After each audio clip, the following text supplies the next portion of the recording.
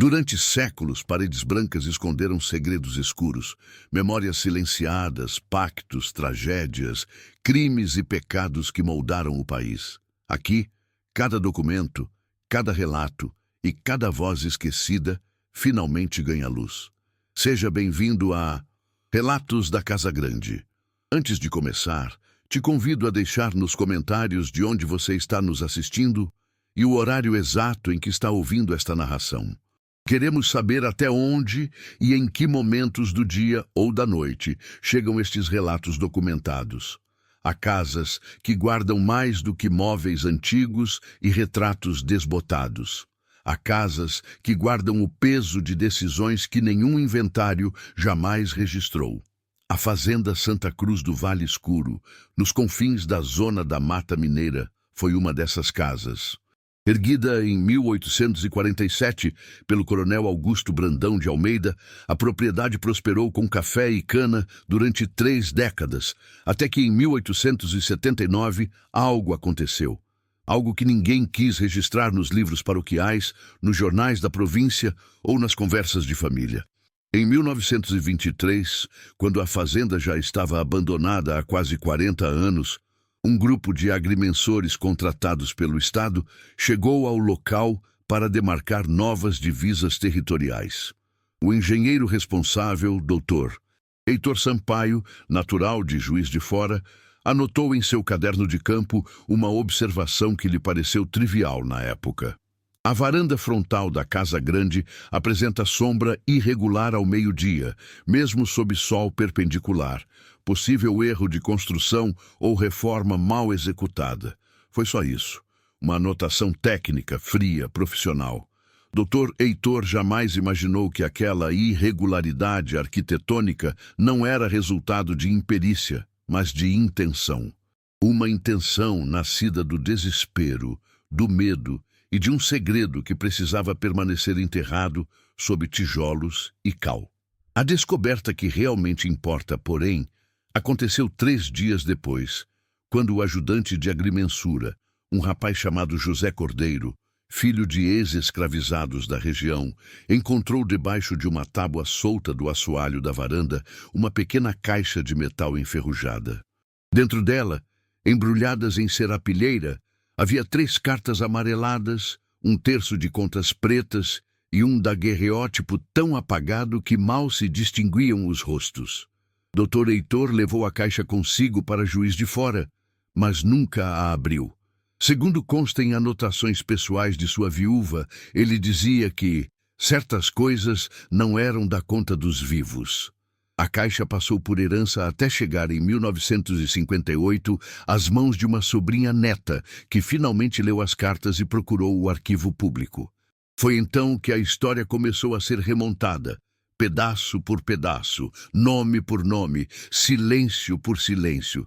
Mas para entender o que aconteceu na Fazenda Santa Cruz do Vale Escuro, é preciso voltar ao início. É preciso voltar a 1860, quando a Casa Grande ainda cheirava a verniz novo, quando as senzalas estavam cheias e quando o coronel Augusto ainda acreditava que seu nome viveria para sempre. A Fazenda Santa Cruz do Vale Escuro ficava a 2 léguas da vila de São João del Rei, em terras compradas pelo coronel Augusto Brandão de Almeida, logo após seu casamento com Dona Isadora Mendes da Fonseca, filha de um comerciante de tropas de Barbacena. O casamento arranjado entre famílias foi celebrado em 1845, com pompa discreta, mas suficiente para marcar a união de 2 sobrenomes respeitáveis. 2 anos depois, a fazenda estava erguida. A Casa Grande seguia o padrão colonial mineiro. 2 pavimentos, paredes de taipa rebocadas e caiadas, telhado de 4 águas coberto com telhas de barro cozido. A varanda frontal, larga e sombreada, dava para o terreiro onde se secava o café. Aos fundos, a senzala abrigava 23 almas, homens, mulheres e crianças trazidos do Rio de Janeiro ou nascidos já na propriedade. Havia também a casa do feitor, a capela, o engenho de cana, o moinho, as tulhas e os estábulos. O coronel Augusto não era homem de muitas palavras. Alto, magro, de barba cerrada e olhos fundos, cumpria suas obrigações com rigor silencioso. Administrava a fazenda com mão firme, mas não era conhecido por crueldade gratuita. Segundo o inventário de 1881, mantinha os escravizados bem alimentados, permitia batizados e casamentos na capela e raramente recorria ao tronco. Isso, claro, dentro da lógica perversa da época, uma lógica que não enxergava crime em possuir gente. Dona Isadora, por sua vez, era figura quase invisível. Pequena, pálida, de saúde frágil, passava a maior parte do tempo no quarto ou na capela. Não houve filhos nos primeiros 10 anos de casamento. Os moradores mais antigos da região, entrevistados décadas depois, lembravam-se dela como uma sombra que mal se via à janela. Alguns diziam que ela chorava à noite, outros que rezava o terço até as mãos sangrarem de tanto apertar as contas. Em 1857, porém, algo mudou. Dona Isadora engravidou. A notícia correu à fazenda como o vento de agosto, seco, rápido, inevitável. O coronel mandou reformar um dos quartos do segundo andar, encomendar um berço de jacarandá de ouro preto e contratar uma ama de leite entre as escravizadas. A escolhida foi Benedita, mulher de uns 30 anos, forte, de riso fácil, mãe de 3 filhos próprios. O parto aconteceu em março de 1858, com a ajuda de uma parteira da vila e da própria Benedita. Nasceu um menino. Pequeno, mas saudável. Foi batizado como Augusto Filho, em homenagem ao pai, numa cerimônia na capela da fazenda celebrada pelo padre Inácio, vigário da freguesia. Os registros paroquiais confirmam. Aos 27 de março de 1858, batizei solenemente Augusto, filho legítimo de Augusto Brandão de Almeida e Isadora Mendes da Fonseca. Padrinhos, Coronel João Mendes da Fonseca e sua esposa. Tudo parecia seguir a ordem natural das coisas.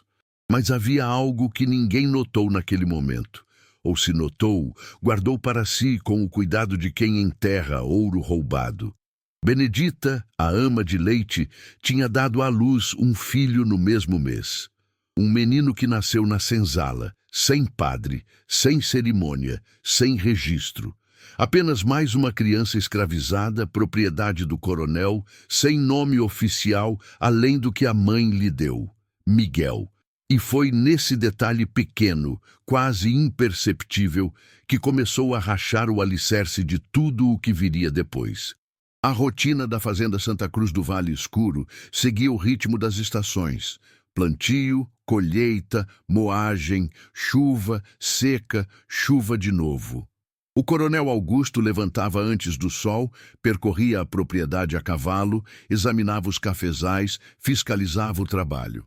Dona Isadora continuava reclusa, cada vez mais frágil, cada vez mais ausente. O menino Augusto Filho crescia nos braços de Benedita, que o amamentava junto com o próprio Miguel. Foi o padre Inácio, em uma de suas visitas mensais para celebrar missa na capela, quem primeiro notou algo estranho na varanda. Ele costumava chegar à fazenda por volta das 10 da manhã, amarrar o cavalo no tronco de jabuticabeira próximo à casa e sentar-se na varanda para tomar água e descansar antes da celebração. Em uma manhã de setembro de 1860, ele observou que, embora o sol estivesse a pino, a sombra da varanda se estendia de forma irregular sobre o terreiro. Não era uma sombra reta, como deveria ser. Era torta, como se algo na estrutura estivesse fora do lugar. "Fizestes reforma na varanda, coronel?" perguntou o padre, secando a testa com o lenço. "Não, padre", respondeu Augusto, sem levantar os olhos do café que tomava. "Por quê? A sombra está irregular. Veja, parece que uma das colunas está mais adiantada que as outras." O coronel olhou, deu de ombros. "Será coisa da luz, ou da hora." O assunto morreu ali. Mas o padre Inácio, homem de atenção aguçada, anotou a conversa em seu diário pessoal. Esse diário, preservado no arquivo da Diocese de São João del Rei, registra também outra observação curiosa. Dona Isadora não compareceu à missa. Disseram-me que está indisposta. Já é a terceira vez consecutiva. A ama Benedita trouxe o menino, criança saudável de olhos vivos. Há outro menino na senzala, filho da mesma ama, que lhe é idêntico. Coisa rara, mas não impossível. Idêntico. A palavra ficou ali, gravada em tinta sépia, esperando décadas para ser lida com a devida atenção. Benedita cuidava dos dois meninos com igual dedicação. Augusto Filho e Miguel mamavam no mesmo peito, dormiam lado a lado no quarto da ama, brincavam juntos no terreiro enquanto ela lavava roupa ou descascava milho. Para ela, eram ambos seus filhos. Para o resto da fazenda, apenas um tinha nome que importava. Mas havia momentos, contam os relatos orais, recolhidos na década de 1950, em que Benedita olhava para os dois meninos e seu rosto se fechava, como se carregasse um peso que nem a reza aliviava, como se soubesse de algo que ninguém mais sabia, ou que todos sabiam e fingiam não saber. Em novembro de 1860, Dona Isadora mandou chamar o coronel ao quarto. Era raro ela pedir sua presença. Ele subiu as escadas devagar, bateu na porta, entrou. A conversa durou menos de 10 minutos. Ninguém ouviu o que foi dito. Mas quando o coronel desceu, seu rosto estava branco como cal recém-aplicada. Ele foi direto ao estábulo, montou no cavalo e partiu para a vila sem dizer palavra. Naquela mesma noite, o carpinteiro da fazenda, um homem livre chamado Tobias, foi convocado à Casa Grande.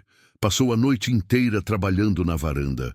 O som de martelo e serra ecoou até a madrugada. Quando amanheceu, a varanda tinha uma coluna nova. Ou melhor, uma das colunas antigas tinha sido movida. E a sombra, a partir daquele dia, nunca mais seguiu o sol como deveria. O que aconteceu na Fazenda Santa Cruz, do Vale Escuro, em março de 1861, não foi registrado em nenhum documento oficial. Não há ata de óbito, não há processo criminal, não há sequer menção nos jornais da província. Mas há, na memória oral dos descendentes de escravizados da região, uma história que atravessou gerações como um sussurro passado de avó para neta, de pai para filho, sempre em voz baixa, sempre longe de ouvidos brancos. A história diz o seguinte: na madrugada de 17 de março de 1861, 3 anos exatos após o nascimento de Augusto Filho, um dos meninos morreu. Febre alta, convulsões, silêncio. Benedita acordou com o corpo frio nos braços. Gritou. Acordou a senzala inteira. Acordou a Casa Grande. O coronel Augusto desceu de camisola, com uma lamparina na mão. Entrou na senzala. Olhou para o menino morto. Olhou para o menino vivo. Olhou para a Benedita, que chorava ajoelhada no chão de terra batida. E então fez uma pergunta que ninguém esperava. Qual deles? Benedita não respondeu. Ou não conseguiu responder, ou a resposta era óbvia demais para ser dita. O coronel pegou o menino vivo no colo, voltou para a Casa Grande e ordenou que Benedita o seguisse. O menino morto ficou na senzala, envolto em pano branco, esperando o amanhecer para ser enterrado sem nome, sem padre, sem cruz. Apenas mais uma criança escravizada que não resistiu aos primeiros anos de vida. Quando o sol nasceu, o corpo foi levado ao cemitério dos escravizados, nos fundos da propriedade, e enterrado em cova rasa. Tobias, o carpinteiro, fez uma cruz de madeira tosca. Ninguém disse o nome do menino, porque ninguém sabia qual nome dizer. E foi nesse mesmo dia, segundo os relatos, que o coronel Augusto mandou Tobias fazer a reforma na varanda. Uma reforma pequena, quase imperceptível. Mover uma coluna. Ajustar uma viga, criar uma sombra que não seguisse o sol. Por quê? Para esconder o quê? A resposta está nas cartas encontradas em 1923, mas ainda não chegamos lá. Por enquanto, basta saber que algo foi enterrado junto com aquele menino. Algo além de ossos pequenos e pele sem vida. algo que precisava de sombra para continuar escondido. Após março de 1861, a Fazenda Santa Cruz do Vale Escuro se fechou para o mundo. O coronel Augusto parou de receber visitas. Dona Isadora não saiu mais do quarto, nem mesmo para a missa na capela. O padre Inácio, ao chegar para a celebração mensal de abril, encontrou a porta da Casa Grande trancada e um recado deixado na varanda. A família está de luto. Não haverá missa este mês. Luto por quem? O padre perguntou aos escravizados, mas ninguém respondeu. Perguntou ao feitor, homem chamado Genuíno, mas este apenas baixou os olhos e disse: "Coisas da Casa Grande, padre, não me compete saber." O padre Inácio anotou no diário: "Há segredo nesta casa. Sinto como se sente chuva no ar antes de cair, mas não é da minha alçada forçar confissão onde não há pedido de perdão." Benedita continuou cuidando do menino, ou melhor, do menino que sobreviveu, mas agora ela não ria mais. Não cantava mais enquanto lavava roupa. Seus olhos estavam sempre vermelhos, inchados. Alguns diziam que ela chorava à noite, outros que rezava. Outros ainda que ela sabia de coisas que não podia dizer. Em junho de 1861, houve uma tentativa de fuga. 3 escravizados, 2 homens e uma mulher, desapareceram durante a madrugada. Foram capturados 2 dias depois, nas cercanias da vila, e trazidos de volta acorrentados. O coronel Augusto, homem que raramente recorria a castigos severos, mandou aplicar 20 chibatadas em cada um e os prendeu no tronco por 1 semana. Mas o interessante, segundo o relato de um ex-escravizado chamado Teodoro, recolhido em 1934, é que antes de aplicar o castigo, o coronel perguntou a cada um deles: "Foi ela quem mandou vocês fugirem?" "Ela quem?" Ninguém soube responder. Ou ninguém quis. A Casa Grande naqueles meses tornou-se um lugar de silêncio. As janelas ficavam fechadas mesmo no calor. As refeições eram servidas e retiradas sem conversa.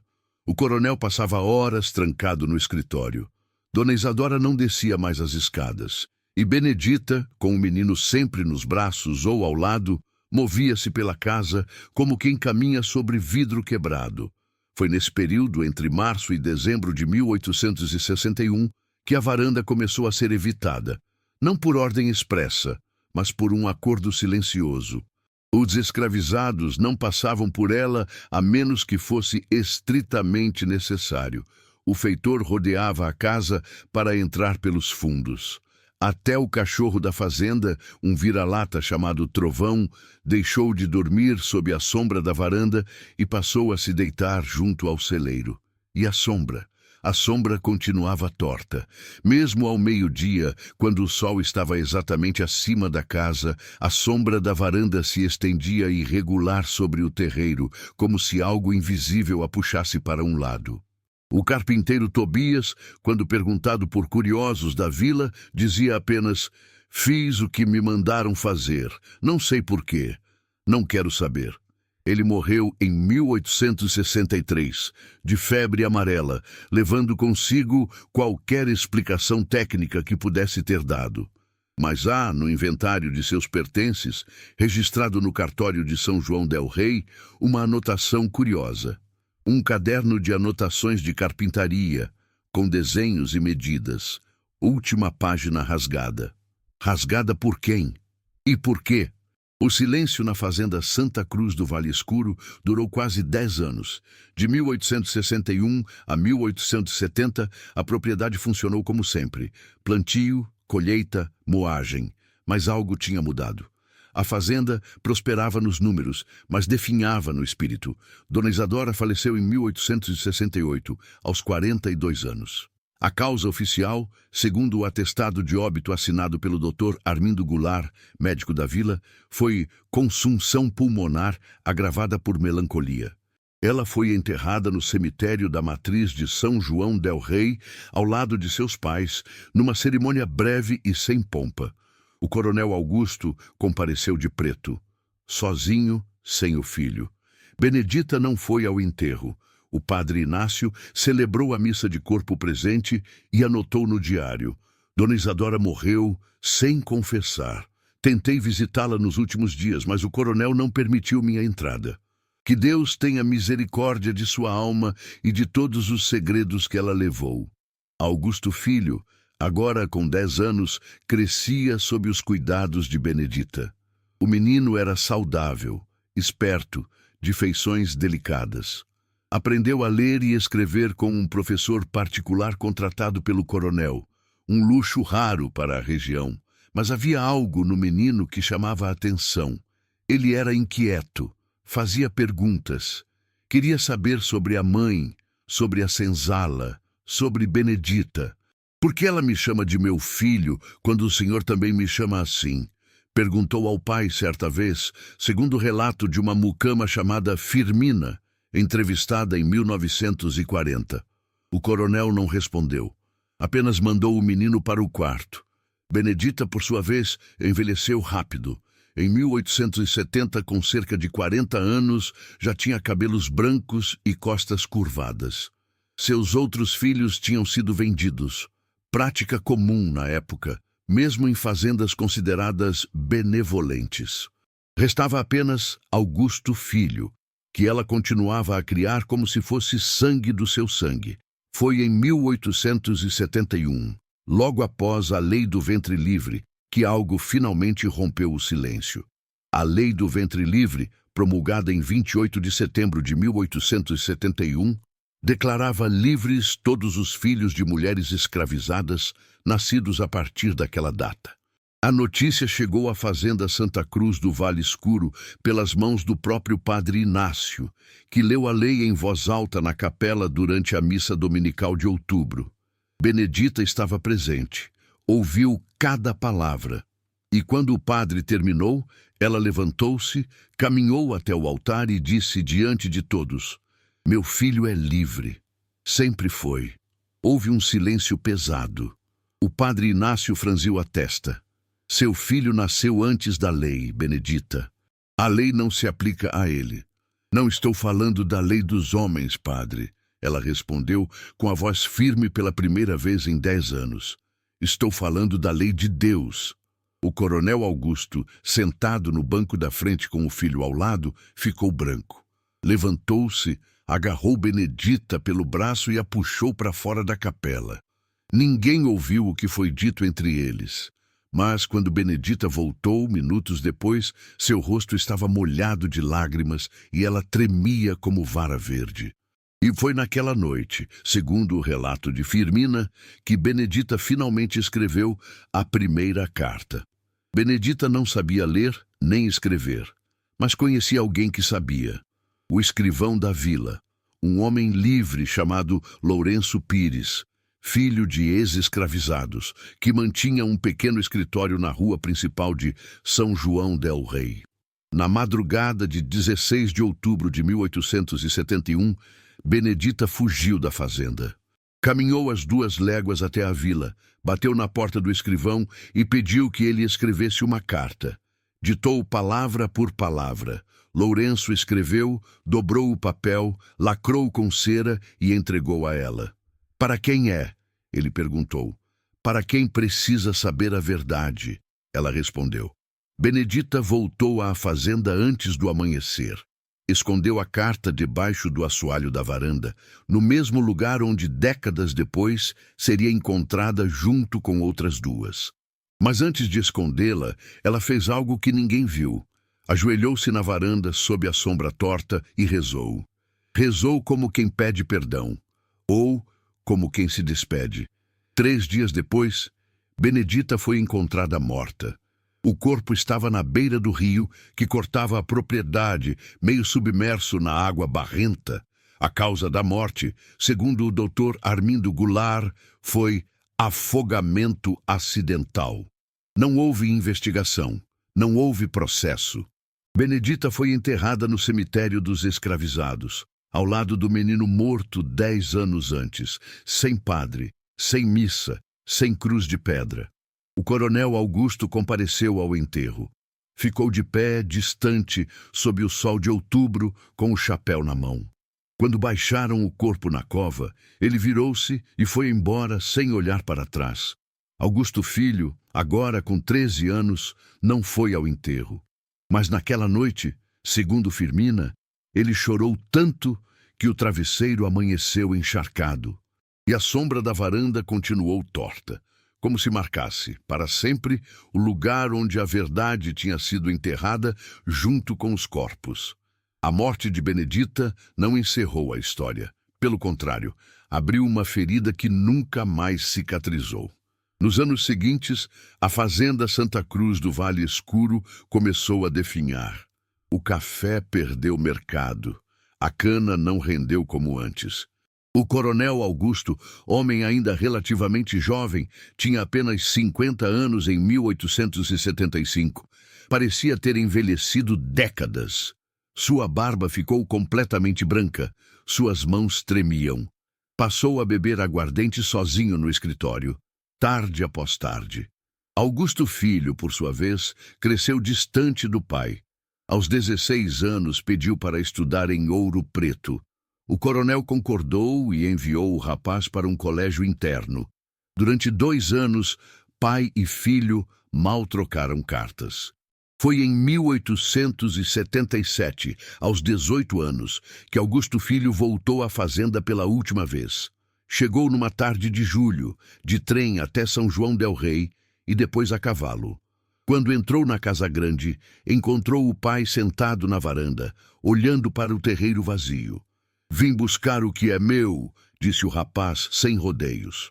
«Você já tem tudo o que é seu», respondeu o coronel, sem levantar os olhos. «Não estou falando de terra ou dinheiro», disse Augusto Filho. «Estou falando da verdade». O coronel finalmente olhou para o filho. Seus olhos estavam fundos, vermelhos. «A verdade está morta, enterrada, e é melhor que fique assim. Não para mim. O que aconteceu a seguir não está registrado em nenhum documento, mas há relatos orais de 2 fontes diferentes, ambas filhas de ex-escravizados da fazenda, que contam versões semelhantes. Segundo essas versões, Augusto Filho revirou a casa grande inteira. Abriu baús, vasculhou gavetas, arrancou tábuas do assoalho, procurava algo, um documento, uma carta, uma prova, e encontrou. Debaixo do assoalho da varanda, no canto esquerdo, próximo à coluna que tinha sido movida em 1861, havia uma pequena caixa de metal. Dentro dela, 3 cartas. Augusto Filho leu as 3, ali mesmo, sob a sombra torta. Quando terminou, seu rosto estava branco como o do pai. «Eu não sou seu filho», ele disse com a voz tremendo. O coronel Augusto não respondeu. Apenas acenou com a cabeça lentamente, como quem finalmente se rende a algo inevitável. Augusto Filho saiu da fazenda naquela mesma noite. Nunca mais voltou. Nunca mais falou com o pai. Mudou o sobrenome, foi para o Rio de Janeiro, desapareceu nos registros oficiais. E o coronel Augusto ficou sozinho na Casa Grande, esperando a morte que viria 2 anos depois. As 3 cartas encontradas por Augusto Filho em 1877 foram as mesmas encontradas novamente em 1923 pelo ajudante de agrimensura. Como elas voltaram para debaixo do assoalho? Quem as colocou lá de novo? Não se sabe. Mas o conteúdo das cartas, preservado no Arquivo Público de Minas Gerais desde 1958, revela finalmente a verdade que a sombra da varanda protegia. A primeira carta foi escrita por Benedita em 1871, ditada ao escrivão Lourenço Pires. Diz o seguinte: ao padre Inácio, vigário da freguesia: Padre, escrevo esta carta porque minha alma não aguenta mais o peso do segredo. Em março de 1858, dei à luz um menino na mesma noite em que Dona Isadora deu à luz o dela. Os 2 nasceram no mesmo quarto com a mesma parteira, mas houve complicação no parto da sinhá. O menino dela nasceu morto, azul, frio, sem choro. A parteira tentou de tudo. Nada. Dona Isadora desmaiou. O coronel estava fora, na vila. Só voltaria no dia seguinte. A parteira me olhou para meu filho e disse: se a Sinhá acordar sem filho, vai morrer de desgosto. Você quer que ela morra? Eu não soube responder. Ela pegou meu filho, embrulhou em pano branco, levou para o quarto da Sinhá. Quando o coronel voltou, encontrou a esposa com um menino vivo nos braços. E eu, na senzala, com um menino morto. Meu filho foi batizado como Augusto. O filho da Sinhá foi enterrado sem nome. Eu criei meu próprio filho como se fosse dele, e quando meu filho morreu, 3 anos depois, fingi que era o outro. Perdoe-me, Padre, perdoe-me, meu Deus. Benedita. A segunda carta é de 1861, escrita pelo próprio Coronel Augusto, endereçada a ninguém. Apenas um desabafo. Isadora descobriu, não sei como, talvez tenha ouvido algo, talvez tenha visto algo no rosto do menino. Ela me chamou ao quarto e disse: esse menino não é meu filho. Eu neguei. Ela insistiu. Disse que sabia. Que a parteira tinha confessado antes de morrer. Pedi que ela guardasse silêncio. Que o menino era inocente. Ela concordou, mas pediu uma coisa em troca. Que eu mudasse a varanda. Que fizesse uma sombra que nunca seguisse o sol direito. Assim, ela disse, todos saberão que esta casa esconde algo torto, mesmo sem saber o quê. Eu obedeci. Mandei Tobias mover a coluna. A sombra ficou torta. E Isadora nunca mais saiu do quarto. Morreu sem falar comigo. Morreu sem perdoar. E eu vivo sem perdão. A terceira carta é curta, escrita por Augusto Filho em 1877. Pai, se é que posso chamar assim. Li as cartas. Sei quem sou. Sei de onde vim. Não o culpo. Não culpo Benedita. Não culpo ninguém, exceto o mundo que permite que coisas assim aconteçam. Vou embora. Não volto. Não quero herança. Não quero nome. Só quero esquecer. Se puder, esqueça também. Augusto, essas 3 cartas, quando finalmente lidas em 1958, causaram comoção discreta nos círculos acadêmicos e históricos de Minas Gerais. Alguns pesquisadores questionaram a autenticidade. Outros defenderam que eram documentos raros de uma prática que, embora não registrada oficialmente, era mais comum do que se imagina. A troca de bebês entre sinhás e escravizadas, seja por desespero, seja por conveniência, seja por compaixão distorcida. Mas houve quem rejeitasse completamente a versão das cartas. O principal cético foi o historiador Dr. Olavo Teixeira, professor da Universidade Federal de Minas Gerais, que em 1962 publicou um artigo intitulado Romantização do Horror, Análise Crítica das Cartas da Fazenda Santa Cruz. No artigo, Dr. Teixeira argumentava que as cartas eram provavelmente falsificações criadas no início do século XX por algum interessado em construir uma narrativa folclórica. Seus argumentos eram os seguintes. Primeiro, a caligrafia das cartas, embora antiga, apresentava inconsistências que sugeriam autoria posterior à época alegada. Segundo, não havia nenhum registro oficial de uma parteira chamada assim, trabalhando na região em 1858. Terceiro, a história se encaixava perfeitamente demais no imaginário romântico sobre escravidão e redenção, o que a tornava suspeita. Histórias como essa, escreveu o doutor Teixeira, servem mais para aliviar a culpa coletiva do que para esclarecer a realidade histórica. É mais confortável imaginar uma escravizada generosa entregando o filho para salvar a sinhá do que enfrentar a brutalidade sistemática e impessoal do sistema escravista. A polêmica durou anos. Outros historiadores responderam, defendendo a autenticidade das cartas com base em análises de papel, tinta e contexto linguístico. Houve debates, seminários, artigos em jornais. A Fazenda Santa Cruz do Vale Escuro, abandonada e em ruínas desde 1890, virou ponto de peregrinação para curiosos e pesquisadores. Mas em 1974, algo aconteceu que reacendeu a discussão de forma inesperada. Durante uma escavação arqueológica autorizada pelo IPAM na área do antigo cemitério de escravizados da fazenda, foram encontrados 2 esqueletos infantis enterrados lado a lado. Um deles tinha aproximadamente 3 anos de idade ao morrer, o outro recém-nascido. As ossadas foram datadas por carbono 14. Ambas eram da década de 1850-1860. E junto ao esqueleto do recém-nascido, envolto em restos de tecido quase desfeito, foi encontrado um pequeno terço de contas pretas, o mesmo terço mencionado na caixa de metal encontrada em 1923. A descoberta dos esqueletos e do terço não provou nada definitivamente, mas criou uma nova camada de mistério. Se as cartas eram falsas, como explicar o terço? Se eram verdadeiras, como explicar as inconsistências apontadas por Dr. Teixeira? A resposta, talvez, esteja no que aconteceu depois da exumação. Os esqueletos foram levados para o Laboratório de Antropologia Forense da Universidade Federal de Minas Gerais para análise. A intenção era realizar testes de DNA para verificar se havia parentesco entre as ossadas e algum descendente conhecido da família Brandão de Almeida. Mas aqui, a história toma um rumo inesperado. Em 1976, um homem idoso chamado Miguel Cordeiro procurou o laboratório. Ele tinha 86 anos, era morador de São João del Rei e afirmava ser bisneto de Benedita.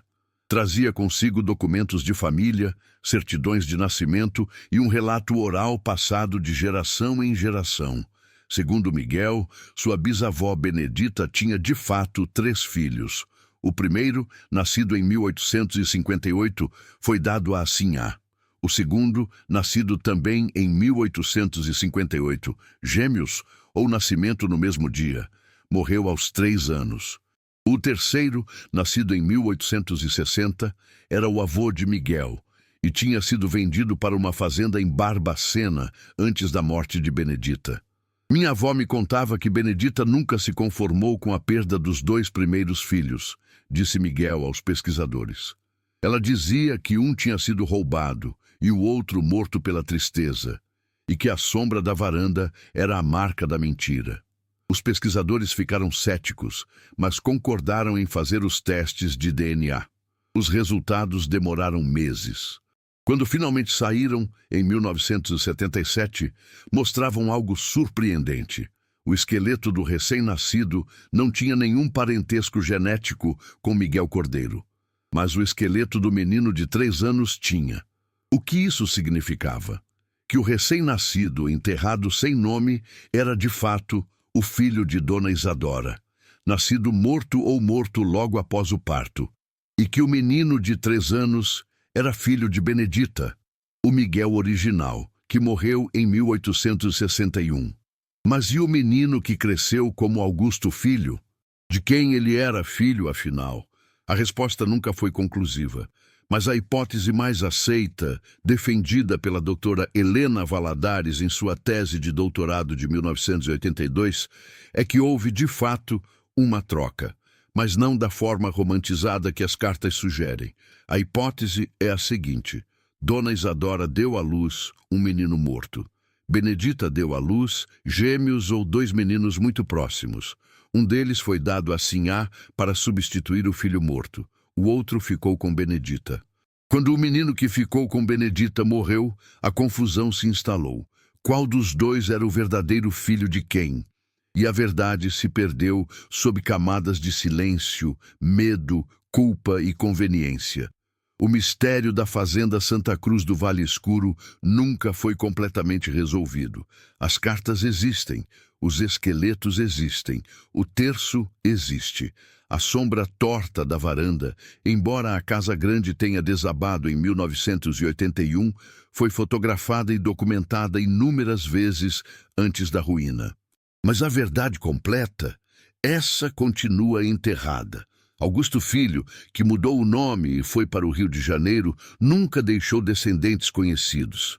Morreu em 1920, aos 62 anos, de pneumonia, sem ter voltado a Minas Gerais. Segundo seu atestado de óbito, estava registrado como Augusto Benedito da Silva, unindo simbolicamente os 2 nomes que marcaram sua vida. O coronel Augusto Brandão de Almeida morreu em 1879, aos 54 anos, sozinho na Casa Grande, de causas não especificadas. Foi enterrado no cemitério da Matriz de São João del Rei, ao lado de Dona Isadora. No inventário de seus bens, consta a Fazenda Santa Cruz do Vale Escuro e 21 escravizados. A Lei Áurea só seria promulgada em 1888. Não há menção a herdeiros. A fazenda foi leiloada em 1881, comprada por um comerciante de São Paulo, abandonada em 1890 após a crise do café e nunca mais foi habitada. Mas há algo que permanece até hoje. Nos arquivos da Diocese de São João del Rei, há uma anotação feita pelo padre Inácio em 1880, meses após a morte do coronel. Diz o seguinte: visitei as ruínas da Fazenda Santa Cruz pela última vez. A Casa Grande está vazia, a senzala em pedaços, o cemitério tomado pelo mato, mas a varanda ainda está de pé. E a sombra, mesmo com as colunas apodrecidas, continua torta, como se algo invisível ainda puxasse a luz para o lado, ou como se a mentira fosse tão pesada que nem o sol consegue desfazê-la. Hoje, a Fazenda Santa Cruz do Vale Escuro não existe mais. O terreno foi dividido em pequenas propriedades, vendido, revendido, esquecido. Onde ficava a Casa Grande, há uma plantação de eucalipto. Onde ficava a senzala, há um pasto. O cemitério dos escravizados foi cercado e preservado pelo IPHAN em 1985, mas poucas pessoas o visitam. Mas a história permanece, transmitida de boca em boca, estudada em universidades, debatida em seminários, romantizada, questionada, reinterpretada. E o que fica? Fica a certeza de que durante séculos paredes brancas esconderam segredos escuros. Fica a certeza de que a escravidão não foi apenas correntes e chicote, mas também troca de filhos, silêncios impostos, identidades roubadas e verdades enterradas sob assoalhos de madeira. Fica a certeza de que Benedita amou um filho que não era oficialmente seu, que Dona Isadora viveu e morreu, sabendo que sua felicidade foi construída sobre a dor alheia, que o coronel Augusto carregou, até o fim, o peso de uma decisão que não tomou, mas aceitou, e que Augusto Filho, ou Augusto Benedito, ou Miguel, ou qualquer que seja seu nome verdadeiro, viveu e morreu sem saber exatamente quem era. Fica também uma lição que ecoa até hoje. A sombra da injustiça nunca segue a luz do sol. Ela se espalha torta, irregular, marcando para sempre o chão onde pisaram os que foram silenciados. E enquanto houver quem se lembre, enquanto houver quem conte, enquanto houver quem escute, essa sombra não desaparecerá. Porque algumas verdades, por mais enterradas que estejam, sempre encontram um modo de ressurgir. Assim como a sombra da varanda, que mesmo com a Casa Grande desabada, ainda é lembrada por todos que conhecem a história. Torta, irregular, eterna.